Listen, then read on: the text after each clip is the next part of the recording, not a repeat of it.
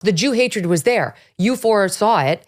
I didn't know it was at this level, but it's better that we know. I mean, I have a lot of Jewish friends. I'm sure they don't like it getting ginned up, right? Because then they're more in danger today than they were yesterday. But net, it's better to know.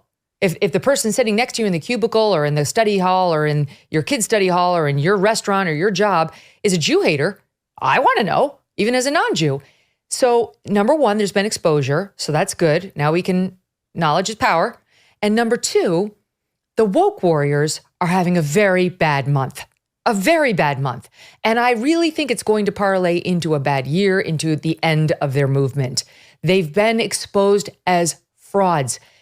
Andrew, how can anybody take seriously these, BLM after this, after they didn't condemn what happened they're supposed to fight for minorities. That they fight for the queer minorities and the trans minorities. Why not the Jewish minority? Jews are 2% of Americans. What's wrong with them? Why wouldn't you fight for them? This is the same group that it's been talked about many times. We've had Brett Weinstein on the show many times, but I've got to go back to what happened at Evergreen College in Washington State, which was it wasn't the beginning of wokeism, but it was one of the most stark examples we got of what was happening on college campuses because of this woke mind virus. These students were so angry, quick reminder for the audience, at this liberal arts college out in Washington State because they used to have a sick out once a year where the black students voluntarily did not come to campus to prove this is what life would be like without us. And it was supposed to be a kumbaya moment when they came back. Then one year they said, you know what, we're coming anyway. You whites, you stay home. You stay home this year. And Brett Weinstein, a professor at the time, said, no, that's might be making some people feel uncomfortable. Can't really tell the white students not to come. It's one thing if they choose, but forcing it, no. He lost his job. They terrorized him. Protests, campus security said, we can't keep you safe. And just to take you back to because he said, don't force whites to stay home. That's what he said. He was fighting back against racism against whites. All hell broke loose on that campus. Just keep this in mind as you understand these same groups of students now, it's not exactly the same people, are like, Hamas, it's resistance. What they did was resistance with all the beheadings and the murders of civilians. Murders. But words saying don't force whites to stay home, you're off. You're out. You're the devil. Here's what happened on Evergreen campus, just to remind our audience in SOT 1. Well, whatever SOT you guys numbered it. Ho, ho! These racist teachers have got to go! Hey, hey! Ho, ho! These racist teachers have got to go! Fuck you and fuck the police! That's how whiteness works. Whiteness is the most violent fucking system to ever breathe. If somebody's talking, you are not listening. In your head, if you're thinking of a response while somebody is talking, that is not listening. It's not an accident that all of our administration is white. Right. It's not an accident. That shit is systematic as fuck. The thing is that my ancestors were slaves and your ancestors were not. Your ancestors came here of free choice and decided to bring along my people not of their own free will to work and build this country. Okay, and so I'm just letting you know that slavery still has repercussions in society today. And that is what we're here about. Those repercussions. It doesn't go away. It's not over.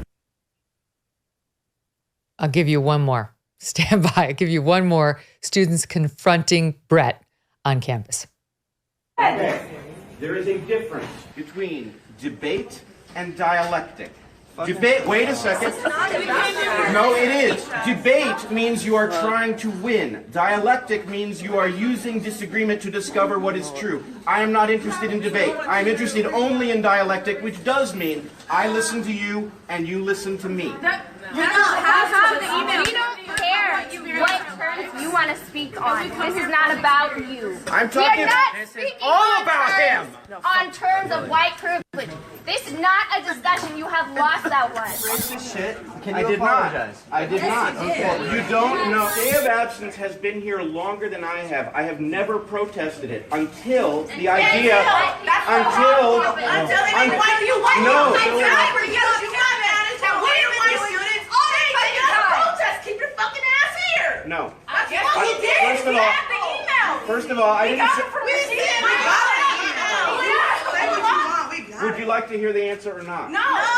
Hey, hey! Ho, ho! Fred Weinstein's got to go! Hey, hey! Ho, ho! Fred Weinstein's got to go! It's unbelievable.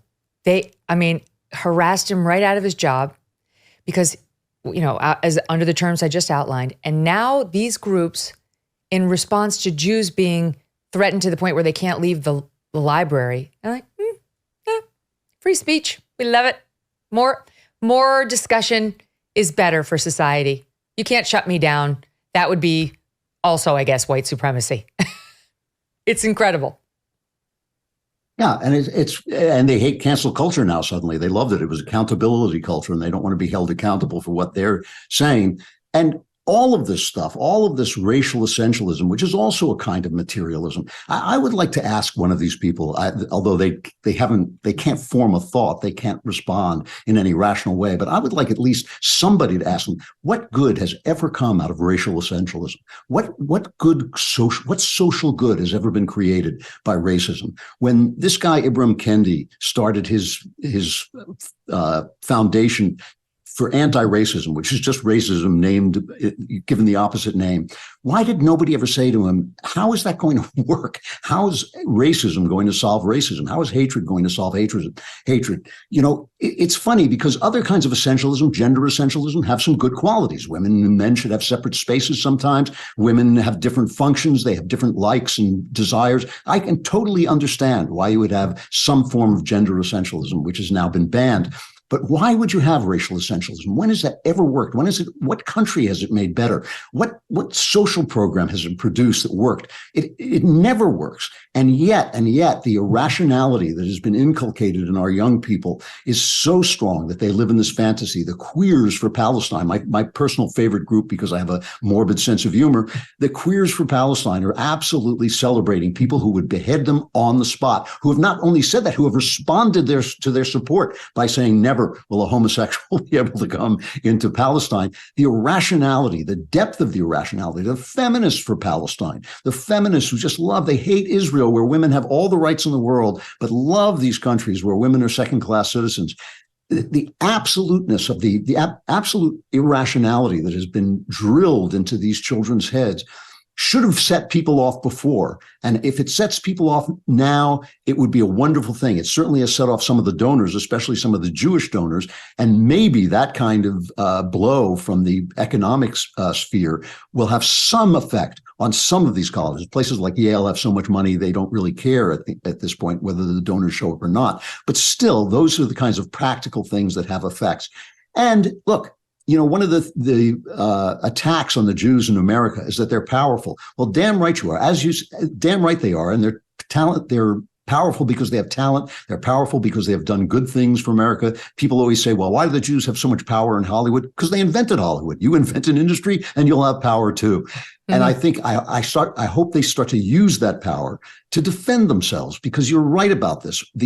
The anti-Semitism, the Jew hatred, is baked into all this stuff. It's baked into DEI. It's baked into all forms of equity, because it means that you have to make the best less. And look, Jewish people succeed in the world for the simple reason that they emphasize family and education. Any group of people who emphasizes family and education is going to get ahead and do well. That's the simple truth. That's why Jews do well in America. Did you know that poor sleep can cause weight gain, mood issues, poor mental health, and lower productivity?